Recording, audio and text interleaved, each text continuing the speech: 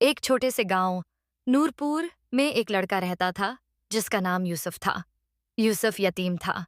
اس کے والدین ایک حادثے میں وفات پا گئے تھے۔ وہ گاؤں کے کنارے پر ایک پرانی جھونپڑی میں اپنی نانی کے ساتھ رہتا تھا۔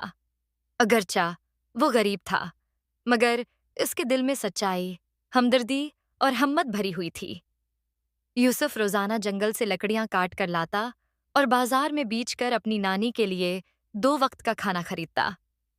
ایک دن جب وہ معمول کے مطابق جنگل میں گیا تو اسے ایک عجیب سی روشنی نظر آئی۔ وہ روشنی کسی جھاڑی کے پیچھے سے آ رہی تھی۔ جب یوسف نے جھاڑی ہٹائی تو وہاں ایک پرانا سا تانبے کا چراغ پڑا تھا۔ چراغ کی سطح گرد سے ڈھکی ہوئی تھی۔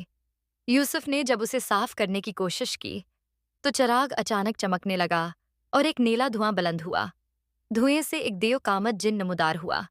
اس نے زور سے کہا، اے نیک دل لڑکے، تم نے مجھے آزاد کیا ہے۔ میں تمہاری 3 خواہشیں پوری کر سکتا ہوں۔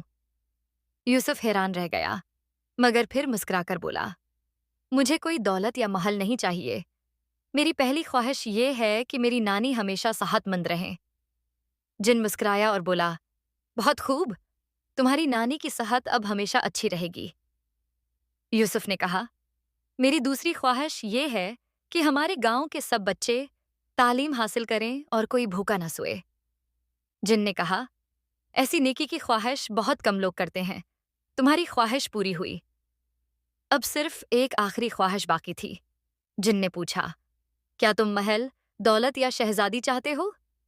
یوسف نے ایک لمحے کے لیے سوچا اور کہا، نہیں، میری تیسری خواہش یہ ہے کہ یہ چراغ دوبارہ کسی ایسے شخص کے ہاتھ آئے سین کے لیے سوچے، نہ کہ صرف اپنی خواہشات کے لیے۔ جن کی آنکھوں میں چمک آ گئی۔ اس نے چراغ کو آسمان کی طرف اٹھایا اور کہا، اے چراغ، اب تو صرف ان کے ہاتھ آئے گا جو دل کے سچے ہوں گے۔ اس کے بعد جن غائب ہو گیا۔ یوسف نے چراغ وہیں چھوڑ دیا اور گھر واپس چلا آیا۔ اس دن کے بعد نورپور گاؤں میں تبدیلی آ گئی۔ نانی کی طبیعت بہتر ہو گئی۔ گاؤں میں ایک چھوٹا اسکول بن گیا۔ بچوں کو مفت تعلیم ملنے لگی اور بازار میں کھانے کی اشیاء سستے داموں فراہم ہونے لگیں۔ کسی کو معلوم نہ ہو سکا کہ یہ سب کیسے ہوا مگر لوگ یوسف کو دعائیں دیتے رہے۔